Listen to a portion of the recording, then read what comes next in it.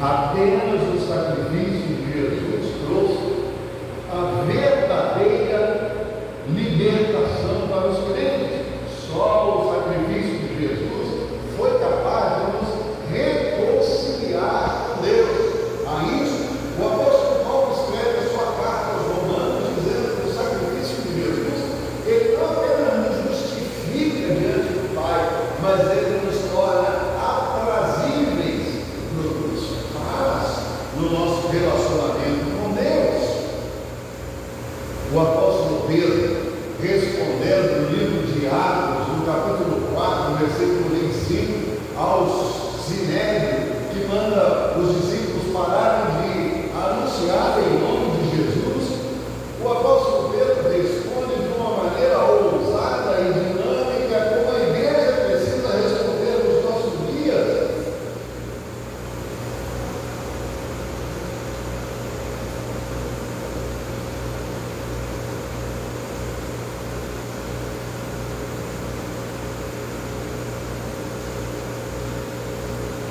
Nós não podemos deixar de falar daquilo que vimos, mas importa obedecer a Deus que aos homens, porque em nenhum outro há salvação. Em nenhum outro há salvação. Paulo escrevendo a Timóteo, lendo a Timóteo vários anúncios que ele vem fazendo, mas na primeira carta, capítulo 2, versos 5 e 6, ele diz: há um só Deus e um só mediador entre nós e o nosso Deus, a saber, Cristo Jesus, homem, o qual se deu a si mesmo em resgate por todos, para servir de testemunho a seu tempo. O sacrifício de Jesus não se repete, porque ele é definitivo, ele é cabal, ou ele é vicário. Não tem necessidade de novos sacrifícios. João, o evangelista, quando viu Jesus, diz: eis o Cordeiro de Deus que tira o pecado do mundo. Assim é que Jesus Cristo é apresentado tanto no Antigo quanto no Novo Testamento. Embora muitas coisas tenham sido purificadas pelo fogo e pela água, ainda assim, quando o assunto no Antigo Testamento se referia à purificação de pecados, era e é universalmente verdade que nenhum pecado pode ser perdoado sem derramamento de sangue. Por isso, Deus enviou Jesus, e Jesus levou sobre si o castigo de todos nós definitivamente. O plano da salvação pela expiação se baseia no fato de que Deus realmente perdoou os nossos pecados cravando-os na cruz. Quem rejeita a expiação do sangue de Jesus tem em si mesmo a evidência dos pecados, mas não pode descansar no conforto, no consolo do perdão do sangue de Jesus. Tem a evidência do peso do pecado. Quem não crê em Jesus sabe o que é certo, sabe o que é errado, mas não pode encontrar descanso em lugar nenhum, porque não confia na expiação do sangue remidor de Cristo Jesus, nosso Senhor. O plano de Deus, no plano de Deus não existe uma segunda oportunidade, uma segunda evidência de que os pecados sejam perdoados.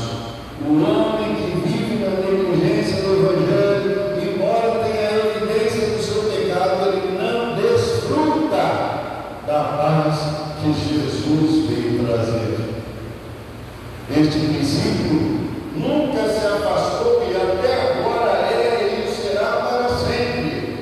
Nenhum pecador pode esperar perdão senão pelo sacrifício do sangue de Jesus.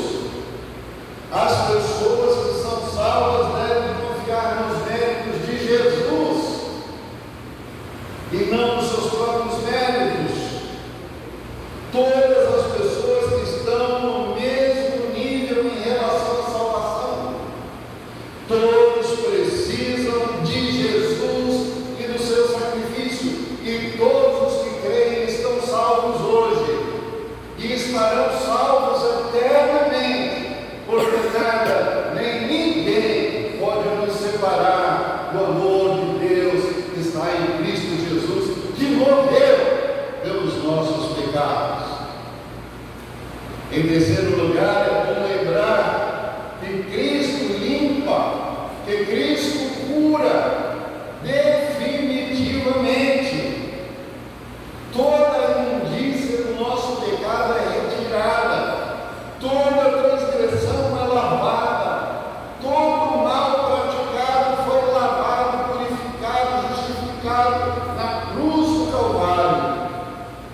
Sem Cristo não há pureza, sem Cristo não há salvação, sem Cristo não há justiça. Então, nada sem sangue pode ser purificado ou pode ser salvo. A purgação se estendeu por todos os eleitos de Deus, desde o primeiro Adão até a última criancinha que vai nascer na hora da vinda do nosso Senhor. Porque todos que recebem a Jesus, todos que recebem o selo do sangue de Jesus, estão vivendo na sua idade uma novidade de vida. Você conhece o grande girafa? Conhece? Quando ele está na igreja, os pés estão na igreja, mas a cabeça está no mundo. Crente que não consegue adorar a Deus em plenitude. Ele lê a Bíblia, mas ele pensa nas suas trajetórias lá fora, fica maquinando as coisas. É preciso lembrar que aquele que está em Cristo está justificado. Se está justificado, está lavado no sangue. E se está lavado no sangue, ele está curado do pecado. Isso aqui, irmãos, é muito importante lembrar. Um pecado não tem domínio sobre a minha ou sobre a sua vida. Justificar, dizendo que todos somos pecadores, não é mais uma justificativa para dizer, mas todos pecam, mas o crente, quando peca, se envergonha, pede perdão, chora, sofre, pede ao Senhor a remissão, clama ao Senhor. Por isso, na nossa liturgia, nós temos um momento da confissão de pecados. Crente, quando peca, sente vergonha, sente mal. A remissão dos pecados oferecidos por Cristo Jesus é para criar em nós uma nova consciência, uma nova disposição mental, um novo intelecto, uma nova alegria nas coisas que temos de enfrentar e uma nova serenidade ao enfrentar as adversidades, porque a justiça de Deus foi aplicada sobre nós. Pastor, isso acontece da noite para o dia? Não acontece da noite para o dia, mas precisa ser progressivo.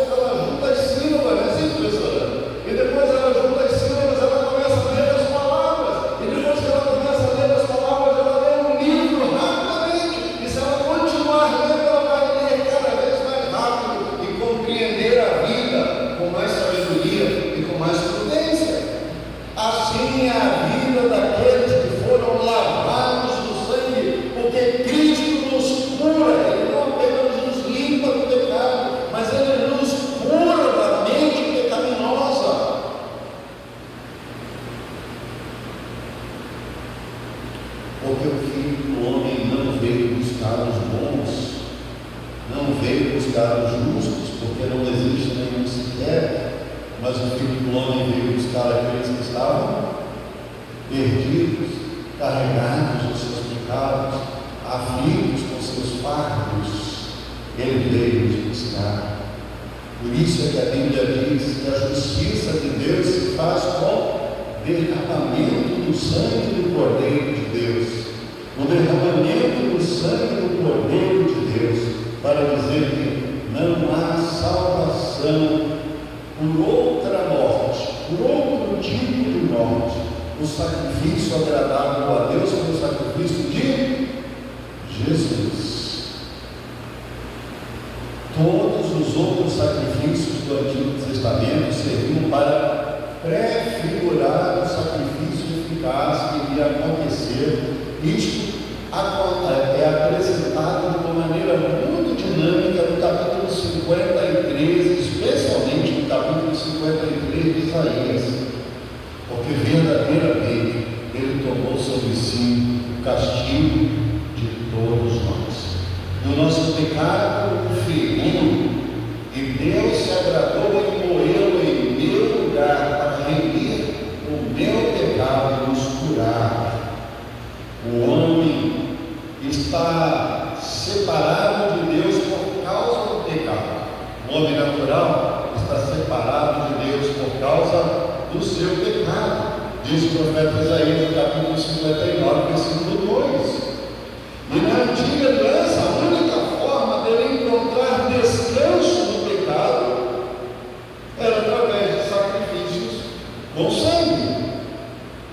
O sangue do animal purificava temporariamente e precisava ser derramado sobre o altar da purificação. Por isso é que aqui o autor de Hebreus volta a nos lembrar disso.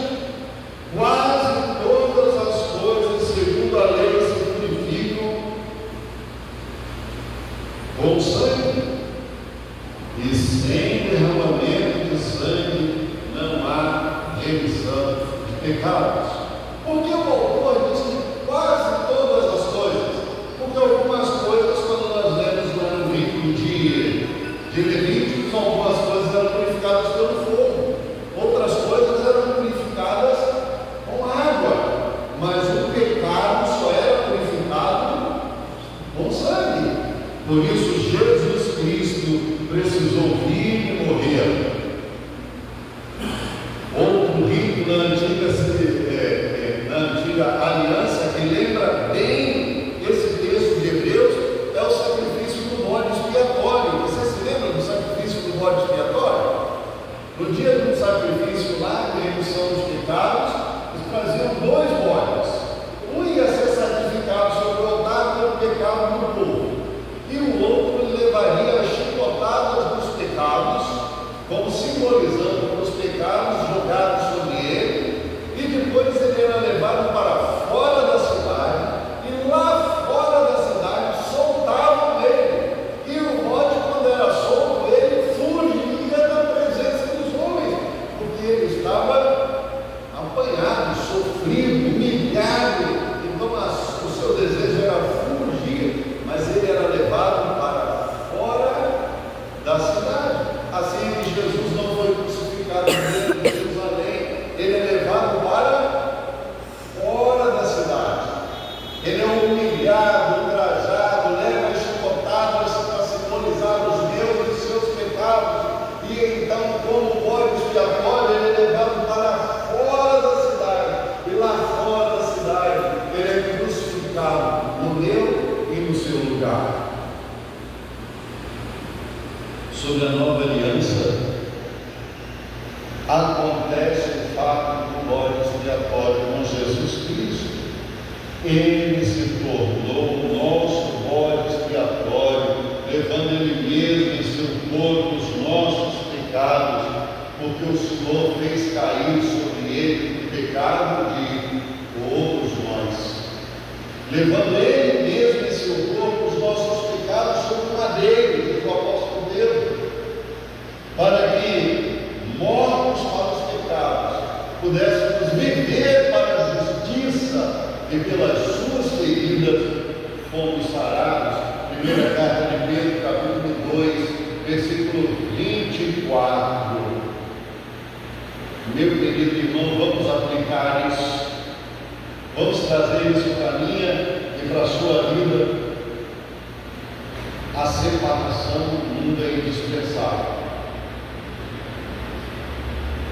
A necessidade da cruz para que haja justiça, justificação, para que haja graça.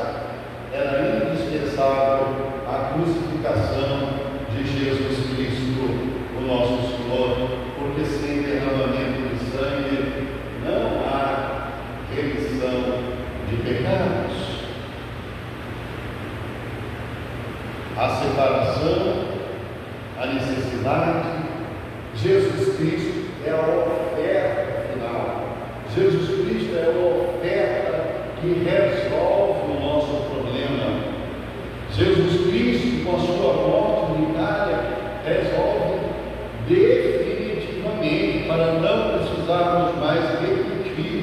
E não apenas resolve definitivamente, ele cura as nossas memórias do pecado, ele limpa as nossas memórias do pecado.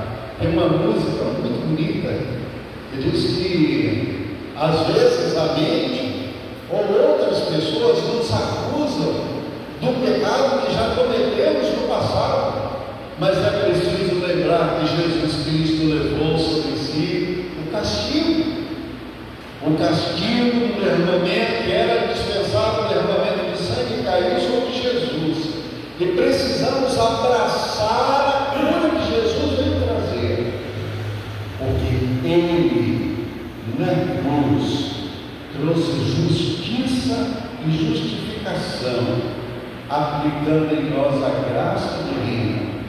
Cristo é a oferta final, Cristo é a oferta cabal, Cristo é a cura que precisamos. Quando o homem se arrepende dos seus pecados, reconhece Jesus como seu Salvador, ele recebe perdão de Deus e recebe sinal para ser uma nova criatura. Que Deus te abençoe, nova criatura, crente, fiel a Jesus, vivendo em plenitude para a sua glória e para o seu louvor. Abraça Jesus, glorifica Jesus, não abra mão do privilégio de viver com Jesus. E se o mal te atacar, lembre-te, o sangue de Jesus nos purifica de todo pecado. E se o mal te dissuadir, e se o pecado te enredar e armar ciladas para você no caminho, lembre-se, o sangue de Jesus nos purifica de todo pecado. E se o diabo quiser tocar na sua vida, lembre-se, aquele que é nascido de Deus, o diabo não lhe toca, porque tem o sangue de Jesus. Você vai morar no céu, irmão? Amém. Tem certeza, irmão? Amém. Meu amigo, tem certeza que vai morar no céu? Amém. Glória a Jesus. Porque o sangue já foi derramado. E Jesus disse: todo que vive e crê em mim nunca morrerá eternamente. Vamos cantar.